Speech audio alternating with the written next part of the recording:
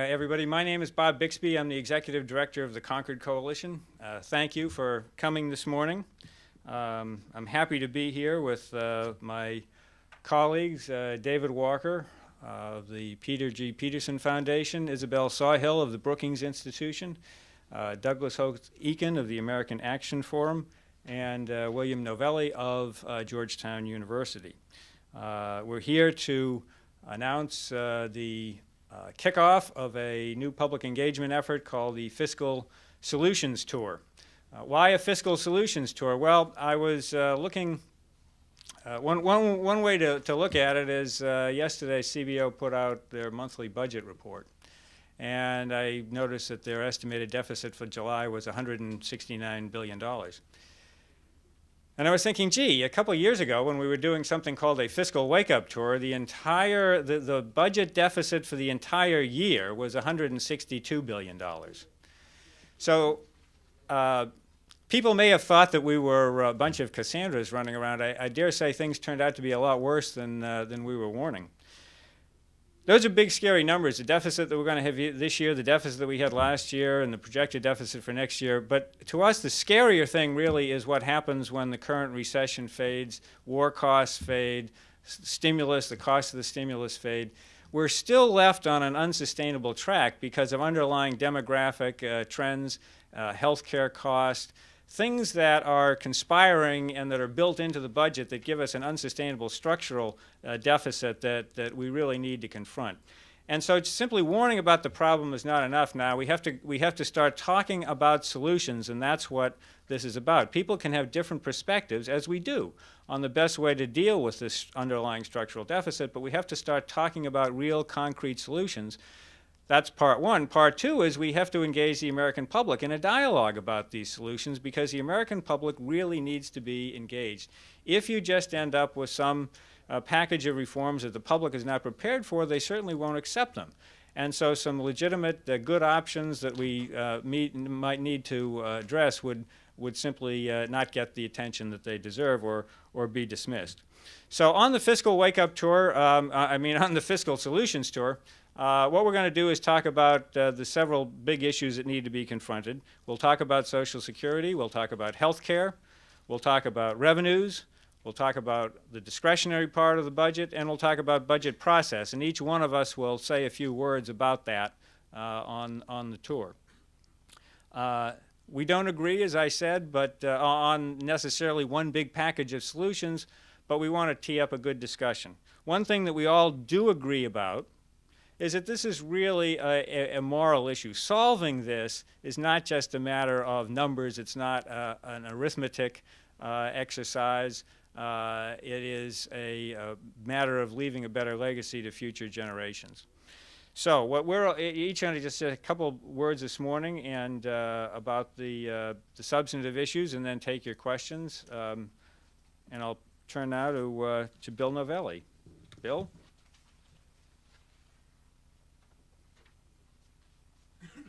Thank you, Bob. Good morning, everybody. My primary role on this Fiscal Solutions Tour is going to be to talk about Social Security and to listen to what Americans have to say. As the former CEO of AARP, I know how important Social Security is to our seniors and, for that matter, to all generations. This is about addressing our long-term debt crisis in the context of also achieving adequate retirement security for today's and tomorrow's Americans. Social Security is arguably our most successful domestic program. It is a vital safety net, and it's essential to the retirement security for millions of people. Now, we're starting from the premise that we can achieve Social Security solvency. We can do so in an equitable way, and in doing so, we can secure a big win for fiscal reform and build momentum for other bipartisan fixes. Like the fiscal problem as a whole, we've got to address both the revenue side and the benefit side of Social Security. We can't just raise revenues and fix the problem, and neither can we just cut spending and reach a good solution. So on this tour, we're going to offer some perspectives, we're going to lay out a number of options, and we're going to listen to and engage with our fellow citizens. People will engage. I know this from my AARP experience.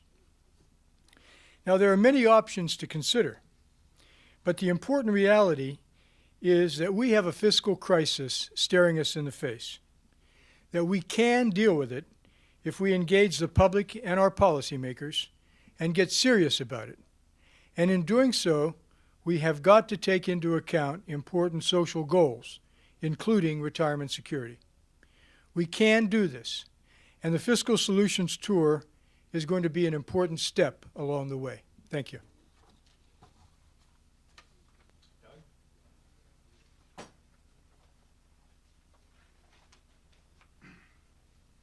Thank you. I'm delighted to join this illustrious group on this tour because I share their concern over the future that America faces. It is, I think, literally not an exaggeration to say that if we continue down the path that is currently marked out by our federal budget, we will run deficits so large as to damage the U.S. economy, and we will borrow that money from international lenders, some of whom do not share America's values, and we will place at risk literally our freedom and our prosperity. So I can't imagine a more important issue on which to engage the American people. And at least from my perspective, it is quite clear that you cannot have a successful effort to address this problem without a serious look at the spending side of the future federal budget. And at the heart of that will be the issues associated with the large health care programs, Medicare, Medicaid, and included in that Veterans Health. So my primary responsibility will be to discuss this issue and the potential for solutions to the federal budget problems, as well as the underperformance of what is now 1/6 of the U.S. economy. And if you are a pro-growth conservative, which are my roots, it is an inviting target to get better economic performance out of 1/6 of the U.S. economy. It'll be a tough time to do this. We have been through a polarizing debate at the federal level over the recently passed law. I have my own strong views about how good a reform that was, but that's not the purpose of this tour. This tour is meant to illustrate to the American people the kinds of things that can be done within the context of that law to slow the growth of health care spending in the United States, strategies that might lie outside that law, and to engage with them in a dialogue about what they perceive to be the best path forward. So I'm very much looking forward to this. I think it's exactly the conversation not just this group, but the entire country has to have, and hopefully we will be able to turn both the tide of public debate and the sea of red ink aside in relatively short order.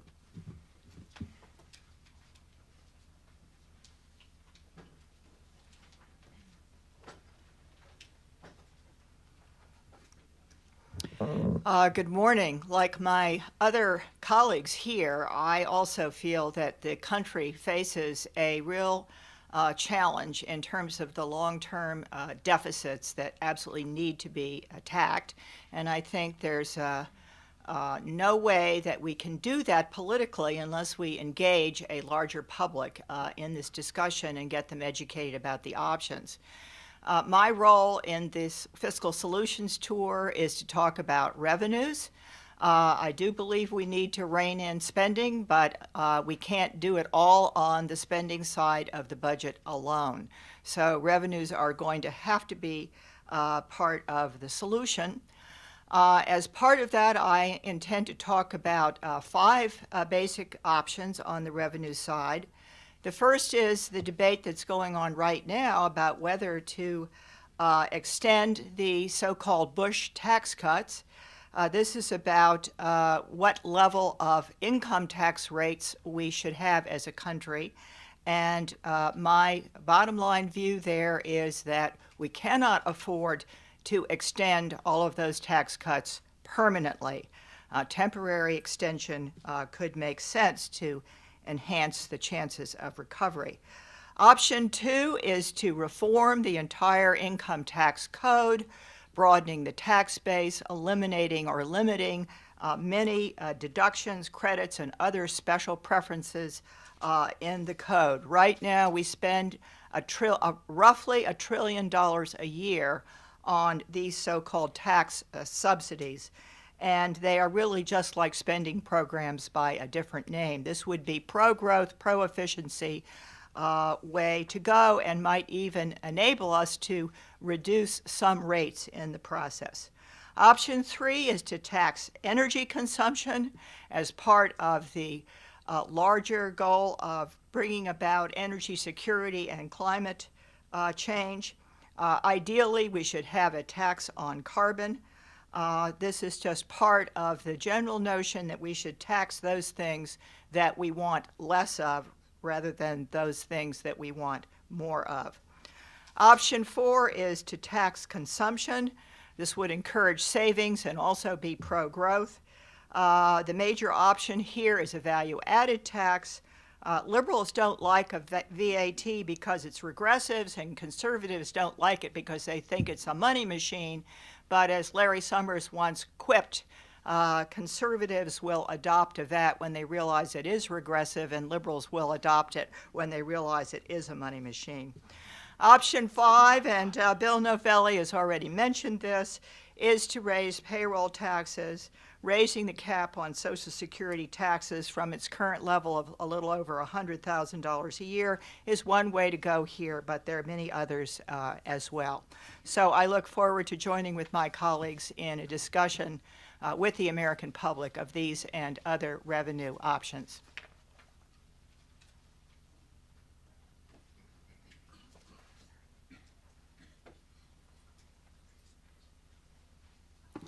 Thank you all for coming this morning, and thank you to Bob Bixby and the Concord Coalition for conducting the Fiscal Wake Up for the Fiscal Solutions Tour, and for my respective colleagues here for taking time out of their busy schedules to be part of it. You know, based on various surveys and frankly my extensive travels to about 48 states during the last several years, engaging with the public, it's very clear that the number one priority of the American people right now is to get the economy back on track and generate jobs.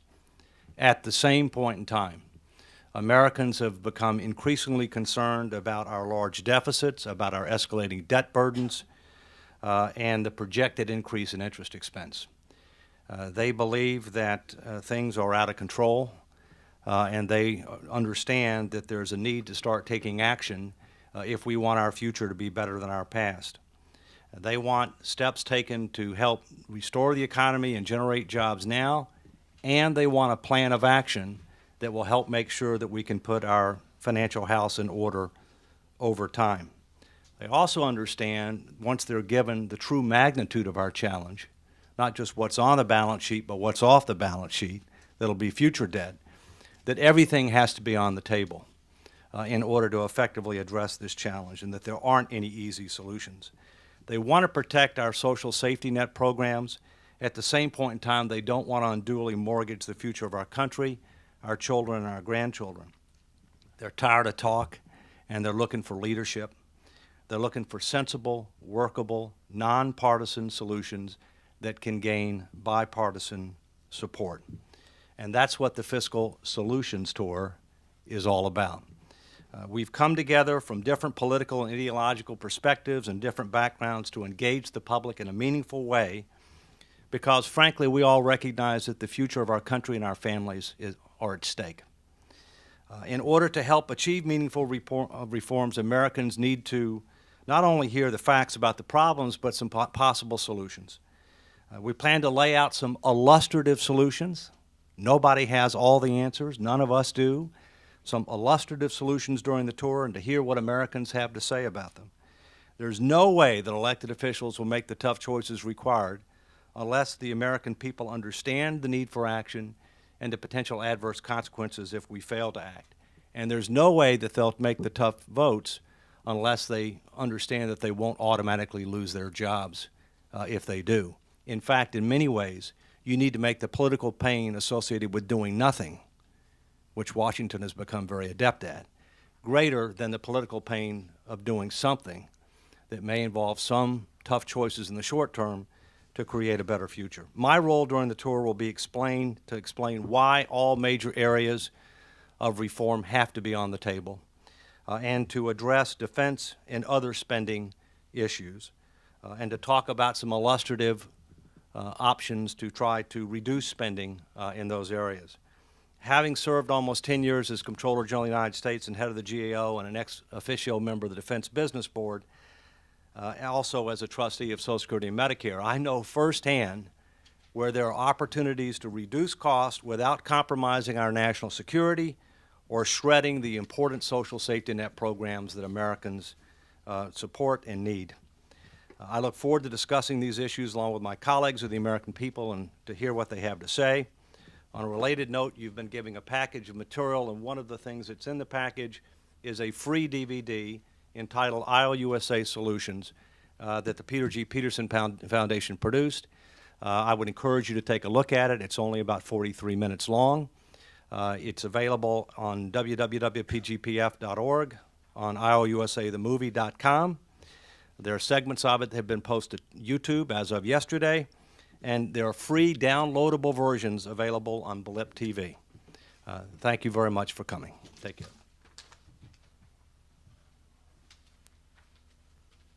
Okay, well, before we go to questions, I do want to just mention the first 6 stops that we have on the Fiscal Solutions Tour. The first one is going to be in San Francisco, September 23rd. The following day we'll be in San Jose. Then we'll be in Des Moines, Iowa on September 30th. And then we're going to New Hampshire on October 7th. And Portsmouth, New Hampshire, and then on October 22nd we'll be in Philadelphia. November 12th we'll be in Chicago. There may be some additional cities and dates listed at that coming time. You can check the Concord Coalition website for any additional cities. We hope to add one in the South at some point before the tour concludes. And I would also point out that we're going to have a couple of commissions reporting. The President's Commission is going to be reporting by December 1st, the Bowles-Simpson Commission. I serve on a bipartisan task force sponsored by the Bipartisan Policy Center that's chaired by Alice Rivlin and former Senator Pete Domenici. Bill is a member of that task force, and another one of our members, Bob Campbell, is here today as well. So we're going to be reporting sometime in mid-November. So there will be commissions reporting with specific solutions, and our hope is to get out and help lay the framework for consideration of the types of solutions that the commissions will be recommending.